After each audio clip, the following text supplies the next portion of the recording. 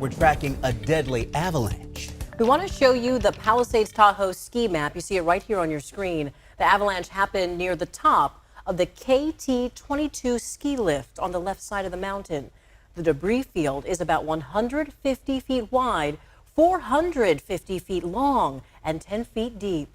And we do have some new video just coming in tonight. It shows the desperate search for victims. Sadly, one person died. 3 others have been rescued. The man who died has just been identified as 66-year-old Kenneth Kidd. And keep in mind, today was the first day that famous lift opened for the season. And this has just been devastating for the ski community and Tahoe and everyone else involved. ABC 10's Luke Clary talked with people at the resort tonight.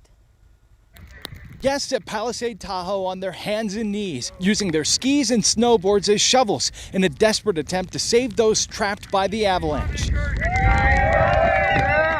Cheers breaking out in this remarkable video as a crowd grows to encourage their efforts. The Placer County Sheriff's Office says their deputies and other agencies arrived shortly after to mount their search and rescue effort. It happened at about 9:30 Wednesday morning above the GS Bowl area near the popular KT-22 lift, just 30 minutes after it opened for the season, and not far from Sam Montgomery's position on the mountain.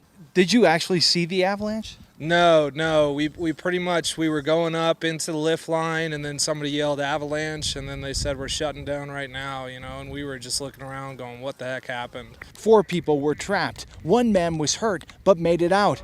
66-year-old Kenneth Kidd died. Here's Dee Byrne, the president and CEO of Palisades Tahoe. Our hearts are out and condolences to the victim, to victim's family, and certainly to everybody else involved in the incident.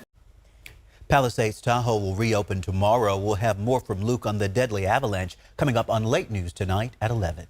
And this is certainly a devastating, heartbreaking situation. We've seen the rescue crews working in brutal conditions. Monica, how are those conditions looking tonight? Well, in terms of sheer snowpack, it is a little bit on the lighter side compared to what we normally have, but it's the type of snow that's been falling. The criteria to kind of elevate that avalanche risk includes steep slopes, which we inherently have in the Sierra, a weak layer of snow in that snow cover, and then a trigger, whether it's human caused or naturally caused. And we were in the considerable avalanche danger. You can see over the past week or so that we have had several avalanches, as well as collapsing and cracking within that snowpack because of the state of the snowpack.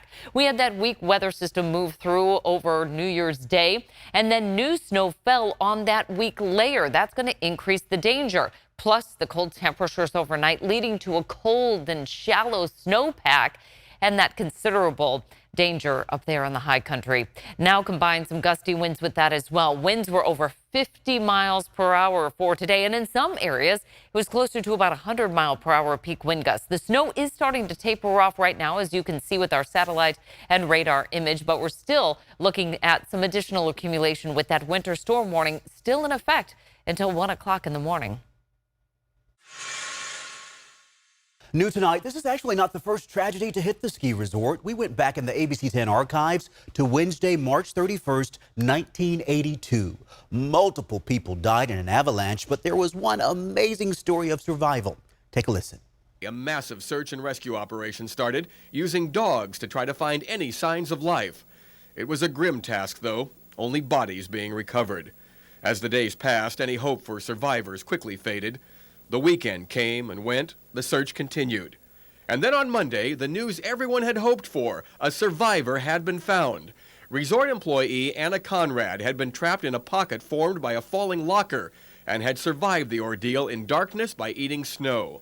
The hero of the hour, a search dog who first found her. Years later, we got a chance to go out with the Alpine Avalanche Rescue Team to see advancements in avalanche rescues and how they train their rescue dogs.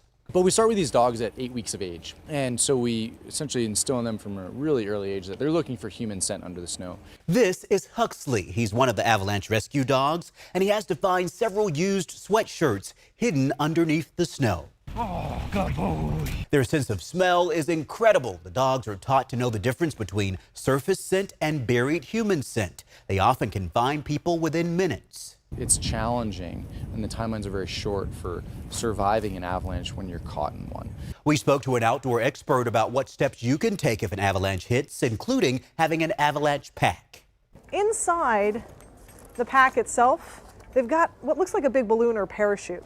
And you pull a cord in the event that you were in an avalanche, and that balloon then inflates. And the idea is to try and keep you on top of the avalanche. A snow shovel, snow probe, and a transceiver are just a few of the pieces of equipment used to help locate a victim. Having the equipment is one part, but if you don't know how to use it, it's not going to do you any good when you're out in the backcountry. In fact, with all this equipment, training is the key. You can read more of our coverage on the tragedy at Palisades, Tahoe on our website, abc10.com.